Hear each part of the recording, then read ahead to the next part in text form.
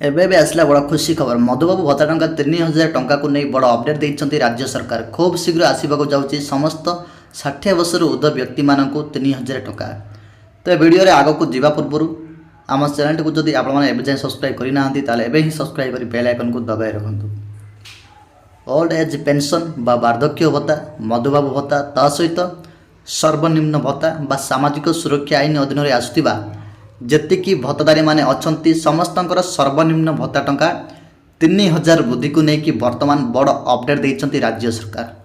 ଭାରତୀୟ ଜନତା ପାର୍ଟି ନିର୍ବାଚନ ପୂର୍ବରୁ ଯାହା ପ୍ରତିଶ୍ରୁତି ଦେଇଥିଲେ ବିଭିନ୍ନ ନିର୍ବାଚନୀ ସଭାରେ, ତା ସହିତ କେବଳ ନିର୍ବାଚନୀ ପ୍ରତିଶ୍ରୁତିରେ ନୁହେଁ, ଭାରତୀୟ ଜନତା ପାର୍ଟି ମ୍ୟାନିଫେଷ୍ଟୋରେ ବା ସଂକଳ୍ପ ପତ୍ରରେ ଇଲେକ୍ସନ୍ ମ୍ୟାନିଫେଷ୍ଟୋରେ ଲିଖିତ ଆକାରରେ ମଧ୍ୟ ଦେଇଥିଲେ କି ଯଦି ତାଙ୍କ ସରକାର ଓଡ଼ିଶାରେ କ୍ଷମତାକୁ ଆସେ ତାହେଲେ ସରକାର ହେଲା ମାତ୍ରେ ହିଁ ସର୍ବନିମ୍ନ ଭତ୍ତା ଟଙ୍କା 3000 ପର୍ଯ୍ୟନ୍ତ ବୃଦ୍ଧି ହୋଇଯିବ। ସର୍ବନିମ୍ନ ମାନ ତ ଆପଣମାନେ ବେଶ ଭଲ ଭାବେ ଜାଣିଥିବେ, ସେ 60 ବର୍ଷରୁ ଉର୍ଦ୍ଧ୍ୱ ହୁଅନ୍ତୁ କିମ୍ବା ସେ କିନ୍ନର ଭତ୍ତା ହେଉ କିମ୍ବା ସେ ବିଧବା ଭତ୍ତା ହେଉ କିମ୍ବା ସେ ଦିବ୍ୟାଙ୍ଗ ଭତ୍ତା ହେଉ, ଏହିସବୁ ଭତ୍ତା କ'ଣ ନା 3000 ଟଙ୍କା ସରକାର ଦେବାକୁ ଯାଉଛନ୍ତି। ତେବେ ସରକାର ଗଢ଼ିବାର ଅଲରେଡ଼ି 2 ବର୍ଷ 2.5 ବର୍ଷ ବିତିଗଲାଣି। ଆପଣମାନେ ଏବେ ଯାଏଁ ଅପେକ୍ଷା କରି ରହିଛନ୍ତି। ଯେବେ ପ୍ରଥମ ବଜେଟ୍ ଅଧିବେଶନ ଚାଲିଥିଲା ସେତେବେଳେ ଆପଣମାନେ ଅପେକ୍ଷା କରି ରହିଥିଲେ ଓ ଆଶା ରଖିଥିଲେ ଯେ ଏଇଥର ଆମର 3000 ଟଙ୍କା ଭତ୍ତା ରାଶି ହେଇଯିବ ପାର, କିନ୍ତୁ ପ୍ରଥମ ବଜେଟ୍ ପଳେଇଲା, ଆପଣମାନଙ୍କର 3000 ଭତ୍ତା ରାଶି ହେଲା ନାହିଁ। ପୁଣି ଥରେ ଏମିତି ରହୁ ରହୁ ଆପଣମାନଙ୍କର ନା ଦ୍ୱିତୀୟ ବଜେଟ୍ ଅଧିବେଶନ ଯାଏ ଆଶା ରଖିଲେ। ପୁଣି ଥରେ ଦ୍ୱିତୀୟ ବଜେଟ୍ ଅଧିବେଶନ ତ ଆପଣମାନେ ନିହାତି ଭାବେ ଜାଣିଥିବେ, ଏବେ ଯେଉଁ ଗଲା ଆମର ଫେବୃଆରୀ ମାସରେ, ତ ଫେବୃଆରୀ ମାସରେ କ'ଣ ନା ଯାଇଥିଲା ଆମର କ'ଣ ଦ୍ୱିତୀୟ ବଜେଟ୍ ଅଧିବେଶନ। ଆଉ ଏଇ ଦ୍ୱିତୀୟ ବଜେଟ୍ ଅଧିବେଶନରେ ମଧ୍ୟ ଆପଣମାନଙ୍କର ଯେଉଁ ଆଶା ରହିଥିଲା 3000 ଟଙ୍କା ଭତ୍ତା ରାଶି ହେବ ବୋଲି, ସେ 3000 ଟଙ୍କା ଭତ୍ତା ରାଶି ହେଲା ନାହିଁ। ଏହା ଯାହାଫଳରେ ଆପଣମାନେ ଆଶା ନିରାଶ ଭାଙ୍ଗିଗଲା। ଠିକ୍ ଅଛି, ତ ଆପଣମାନେ ନିହାତି ଭାବରେ ଭାବୁଥିଲେ ବର୍ତ୍ତମାନ ନା ଆଉ 3000 ଟଙ୍କା ଭତ୍ତା ରାଶି ସରକାର ଦେବାକୁ ଭୁଲିଗଲେ କି? ତେବେ ଦର୍ଶକ ବନ୍ଧୁ, ମୁଁ ଆପଣମାନଙ୍କୁ କହିକି ରଖୁଛି, ଏ ଭିଡ଼ିଓ ମାଧ୍ୟମରେ ମୁଁ ଆପଣମାନଙ୍କୁ ସବୁକିଛି ଟେକ୍ନିକ୍ ଖବର ଜଣାଇବି। ତ କାହିଁକି ଆପଣମାନଙ୍କର ଯେଉଁ 3000 ଟଙ୍କା ଭତ୍ତା ରାଶି ମିଳିନି ଆଉ ଆଗକୁ ମିଳିବ କି ନାହିଁ? ଠିକ୍ ଅଛି, ଆମର ଯେଉଁ ବଜେଟ୍ ଅଧିବେଶନ ଗୋଟାଏ ଘୋଷଣା ହେଲା କ'ଣ ନା ଯେଉଁମାନେ 80 ବର୍ଷରୁ ଉର୍ଦ୍ଧ୍ୱ ହେଉଛନ୍ତି ସେମାନଙ୍କର 3500 ଟଙ୍କା କରିଦିଆଗଲା। ତେବେ ଏହାକୁ ନେଇକି ବହୁତ ବାଦ ବିବାଦ ମଧ୍ୟ ଲାଗିଲା, ଅନେକ ସମୟରେ ଆନ୍ଦୋଳନ ମଧ୍ୟ କଲେ, ସୋସିଆଲ ମିଡ଼ିଆ ମାଧ୍ୟମରେ ମଧ୍ୟ ସରକାରଙ୍କୁ ଅନୁରୋଧ କରାଗଲା, କିନ୍ତୁ ତଥାପି ସରକାର କ'ଣ ଏହା ସଫଳ ହୋଇପାରିଲା ନାହିଁ। ଆଉ ସରକାର କ'ଣ ସେଇ 1000 ଟଙ୍କା ହିଁ ଦେଉଛନ୍ତି ଯେତେବେଳେ ଠାରୁ ପୂର୍ବତନ ମୁଖ୍ୟମନ୍ତ୍ରୀ ଥିଲେ। ତ ବର୍ତ୍ତମାନ ବଡ଼ ଖବର ହେଉଛି ଏଥର 3000 ଟଙ୍କା ଭତ୍ତା 60 ବର୍ଷରୁ ଯେଉଁମାନେ ଅଧିକ ହେଉଛନ୍ତି ସେମାନଙ୍କୁ ମିଳିବାକୁ ଯାଉଛି। ତେବେ ଦେଖନ୍ତୁ ନା ଆମର ରହିଛି କ'ଣ ନା ପଞ୍ଚାୟତ ଇଲେକ୍ସନ୍ ଆଉ ଗୋଟେ ପୌର ଇଲେକ୍ସନ୍, এই ଦୁଇଟି ଇଲେକ୍ସନ୍ ଖୁବ୍ ଶୀଘ୍ର ଆସିବାକୁ ଯାଉଛି କ'ଣ ଜାନୁଆରୀ ମାସରେ। ଠିକ୍ ଅଛି, ଆସନ୍ତା ଜାନୁଆରୀ ଅର୍ଥାତ୍ 2027 ମସିହା ଜାନୁଆରୀ ମାସରେ ଆସିବାକୁ ଯାଉଛି। ତ ସରକାର କହିଛନ୍ତି କ'ଣ ନା 3 ମାସ ପୂର୍ବରୁ ହିଁ ମିଳିବ ଆପଣମାନଙ୍କର ଯେଉଁ 3000 ଟଙ୍କା ଭତ୍ତା ରାଶି। ଦେଖନ୍ତୁ, ଯଦି ଆମ ଜାନୁଆରୀ ମାସରେ ମିଳେ, ଜାନୁଆରୀ ମାସରେ ଯଦି ଆମର ପଞ୍ଚାୟତ ଇଲେକ୍ସନ୍ ବା ପୌର ଇଲେକ୍ସନ୍ ହୁଏ ତାହେଲେ କ'ଣ ଆପଣମାନଙ୍କର 3 ମାସ ପୂର୍ବରୁ ହିଁ କ'ଣ 3000 ଟଙ୍କା ଭତ୍ତା ରାଶି ବଢ଼ାଇ ଦେବେ ସରକାର। ଠିକ୍ ଅଛି, ଯଦି ଆମେ 3 ମାସ ଯଦି ଆମେ ଦେଖିବା ତାହେଲେ କେତେ ହେଉଛି ଆମର ନା ଅକ୍ଟୋବର ମାସ, ଯଦି ତ ଆପଣମାନଙ୍କର ଯେଉଁ ରହିଛି 3000 ଟଙ୍କା ଭତ୍ତା ରାଶି ସେ ଅକ୍ଟୋବର ମାସରେ 3000 ଟଙ୍କା ଭତ୍ତା ରାଶି ସରକାର ବଢ଼ାଇ ପାରନ୍ତି। ଠିକ୍ ଅଛି, ବିଜେପି ଯେତେବେଳେ ନିର୍ବାଚନୀ ମଇଦାନରେ ଥିଲା ସେତେବେଳେ ଘୋଷଣା କରିଥିଲେ କ'ଣ ନା ସର୍ବନିମ୍ନ ଭତ୍ତା ଟଙ୍କା 3000 କରିଦିଆଯିବ।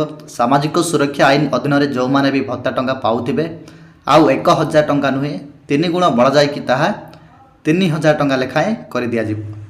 କିନ୍ତୁ ବିରୋଧୀ ଦଳମାନେ ଏହାକୁ ବାରମ୍ବାର ଚାପ ପକାଉଥିଲେ ବା କହି ଚାଲିଥିଲେ ଯେ ଏହା କେବଳ ଅସମ୍ଭବ, ଏହାକୁ କେବେ ଲାଗୁ କରିପାରିବେ ନାହିଁ ରାଜ୍ୟ ସରକାର, କେବଳ କ୍ଷମତାକୁ ଆସିବା ପାଇଁ ଏହା କ'ଣ ନା ସେମାନେ ଲୋଭ ଦେଖାଉଛନ୍ତି ଲୋକମାନଙ୍କୁ। ଆଜି ପର୍ଯ୍ୟନ୍ତ ଦର୍ଶକ ବନ୍ଧୁ ସତ ଲାଗୁଛି, କାରଣ 2 ବର୍ଷ 2.5 ବର୍ଷ ବିତିଗଲାଣି, ଏବେ ଯାଏଁ କ'ଣ ସେଇ 1000 ଟଙ୍କା ହିଁ ମିଳୁଛି। ଠିକ୍ ଅଛି, ତ ଆପଣମାନେ ନିହାତି ଭାବରେ ଜାଣିଥିବେ ପ୍ରଥମ ବଜେଟ୍ରେ ଏହାର କିଛି ଘୋଷଣା ହେଲା ନାହିଁ, ଦ୍ୱିତୀୟ ବଜେଟ୍ରେ ମଧ୍ୟ 3000 ଟଙ୍କା ଭତ୍ତା ଘୋଷଣା ହେଲା ନାହିଁ। କେବଳ 80 ବର୍ଷରୁ ଉର୍ଦ୍ଧ୍ୱ ଯେଉଁମାନେ ଅଛନ୍ତି ସେମାନଙ୍କର ହିଁ ଭତ୍ତା ବଢ଼ାଗଲା, 3500 ଟଙ୍କା କରିଦିଆଗଲା। ବର୍ତ୍ତମାନ ସମସ୍ତେ ଭାବୁଥିଲେ 2026 ବଜେଟ୍ ଅଧିବେଶନରେ କ'ଣ ଲାଗୁ କରିଦିଆଯିବ, କିନ୍ତୁ ସେ ବଜେଟ୍ ଅଧିବେଶନ ମଧ୍ୟ ଚାଲିଗଲା, କିନ୍ତୁ ଆପଣମାନଙ୍କର ଭତ୍ତା ରାଶି କିଛି ବି ହେଲା ନାହିଁ। ମୁଖ୍ୟମନ୍ତ୍ରୀ ଯେତେବେଳେ ଆନାଉନ୍ସମେଣ୍ଟ କ'ଣ କଲେ ନା ସେତେବେଳେ ଆନାଉନ୍ସମେଣ୍ଟ କଲେ ଯେ ଯେଉଁମାନେ କ୍ୟୁରେ ରହୁଥିଲେ ବା ବାର୍ଦ୍ଧକ୍ୟ ଭତ୍ତା ପାଇଁ ଯେଉଁମାନେ ଆପ୍ଲାଏ କରିକି କ୍ୟୁରେ ରହୁଥିଲେ, ଅପେକ୍ଷାରେ ରହୁଥିଲେ, ଆଉ ଅପେକ୍ଷା କରିବାକୁ ବର୍ତ୍ତମାନ ପଡ଼ିବ ନାହିଁ। जो खाली स्थान कौन गोटे कौन होता ना खाली स्थान गल माने हैला पर जाकि आउ जन कौन एंटर होता ठीक अच्छे किंतु आउ से सुविधा ना जो मैंने भी एलिजिबल होते ठीक अच्छे जो मान सब सब किसी डॉक्यूमेंट ठीक ठाक सब अच्छी ठीक अच्छे ताहले से कौन आपे आपे एड हो भत्ता राशि ठीक अच्छे। तब दर्शक बंधु आपण मानक खुशी खबर होची आग को आम ओडिशा रे दुईटी प्रमुख निर्वाचन अच्छी निर्वाचन आसला माने सरकार सब योजना कथा मन पड़े सरकार आउ कौन ना से बहुत एक्टिव था समय ठीक अच्छे। तो से कौन करती ना से ठीक ठीक टाइम से ठीक अच्छे आउ से पिक टाइम रे कौन करेंगे ना जिते योजना गुड़िक रही से योजना गुड़िक कौन सरकार लागू करदे जहाँफल से फायदा हो ठीक अच्छे। तेरे दर्शक बंधु आग को आपण मैंने खूब शीघ्र 3000 टंका खूब शीघ्र आपण मानक मिलवा चाहिए तो केबे मिलिबो तो आपण माने निहाती भाव जानी पारिले जेहेतु आम आग को रही कौन आपण मानक दुईटी इलेक्शन यही इलेक्शन जो ही आपण मानक मिलवा चाहिए भत्ता राशि ठीक अच्छे।